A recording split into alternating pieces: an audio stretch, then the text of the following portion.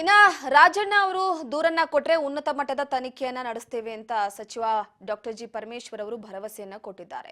Honey trap ಪ್ರಕರಣಕ್ಕೆ ಸಂಬಂಧಪಟ್ಟಂತೆ ಸಚಿವ ಕೆಎನ್ ರಾಜಣ್ಣ ಅವರು ದೂರು ಕೊಟ್ರೆ ಉನ್ನತ ಮಟ್ಟದಲ್ಲಿ ತನಿಖೆ ನಡೆಸಲಾಗುತ್ತೆ ಅಂತ ಈಗ ಗೃಹ ಸಚಿವರು ಹೇಳಿಕೆಯನ್ನ ಕೊಟ್ಟಿದ್ದಾರೆ.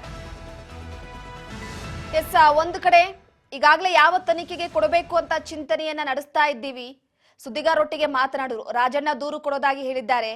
ಇನ್ನೂ ಕೂಡ ದೂರು ಕೊಟ್ಟಿಲ್ಲ. ಅವರು ದೂರು ಕೊಟ್ರೆ ಉನ್ನತ ಮಟ್ಟದ ತನಿಖೆ ನಡೆಸಲಾಗುತ್ತೆ. ಯಾವ ತನಿಖೆಗೆ ಕೊಡಬೇಕು ಎಂಬುದರ ಬಗ್ಗೆ ಕುರಿತು ಮುಖ್ಯಮಂತ್ರಿಗಳೊಟ್ಟಿಗೆ ಚರ್ಚೆಯನ್ನು ನಡೆಸಲಾಗುವುದು. ಈಗಾಗಲೇ ಯಾವ ತನಿಖೆ ಕೊಡಬೇಕು ಪ್ರಾಥಮಿಕವಾಗಿ ಚಿಂತನೆಗಳು ನಡೆದಿದೆ. ಸಿಎಂ ಜೊತೆಗೆ ಚರ್ಚೆ ಮಾಡಿದ ಬಳಿಕ ನಿರ್ಧಾರವನ್ನ ಪ್ರಕಟಿಸುತ್ತೇವೆ ಅಂತ ಹೇಳಿದ್ದಾರೆ.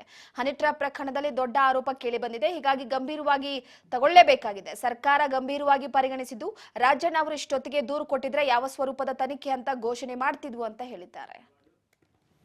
ಅದರ ಬಗ್ಗೆ ಯಾವುದೇ ಹೆಚ್ಚಿನ ಮಾಹಿತಿ ಇಲ್ಲ. ರಾಜಣ್ಣ ಅವರು ಕಂಪ್ಲೇಂಟ್ ಕೊಡಬೇಕು ಅಂತ ಹೇಳಿ ಕಂಪ್ಲೇಂಟ್ ಕೊಡ್ತೀನಿ ಅಂತ ಅವತ್ತೇ ಹೇಳಿದರು. ಇನ್ನುವರೆಗೆ ಕಂಪ್ಲೇಂಟು ನನಗೂ ರೆಪ್ರೆಸೆಂಟೇಷನು ಬಂದಿಲ್ಲ. ಕಂಪ್ಲೇಂಟ್ ಯಾವುದೇ ಪೊಲೀಸ್ ಸ್ಟೇಷನಲ್ಲಿ ಕೂಡ ಕಂಪ್ಲೇಂಟ್ ಆಗಿಲ್ಲ. ಕಂಪ್ಲೇಂಟ್ ಬಂದ ಮೇಲೆ ಒಂದು ಕಾಸ್ ಆಫ್ ಆ್ಯಕ್ಷನ್ ಬೇಕಾಗ್ತದೆ. ಅದಕ್ಕೋಸ್ಕರ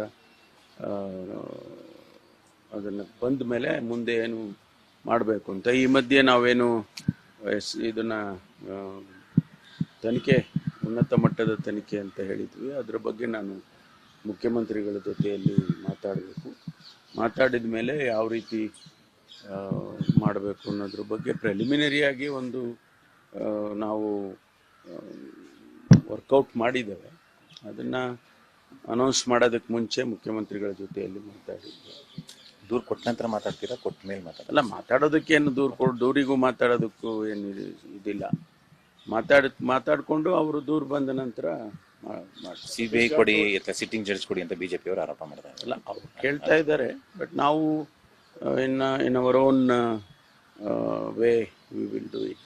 ಸರ್ಕಾರ ಸೀರಿಯಸ್ ಆಗಿ ತೆಗೆದುಕೊಂಡಿದೆಯಾ ಸರ್? ಹೌದಲ್ಲ, ಇಷ್ಟು ದೊಡ್ಡ ಘಟನೆ ನಡೆದಿದೆ. ಇಷ್ಟೊಂದು ದೊಡ್ಡ ಒಂದು ರೀತಿಯಲ್ಲಿ ವಿಧಾನಸಭೆಯಲ್ಲಿ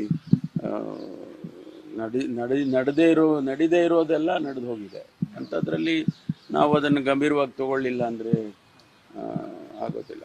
ತಗೊಳ್ಳೇಬೇಕು, ತಗೊಂಡಿದ್ದೇವೆ.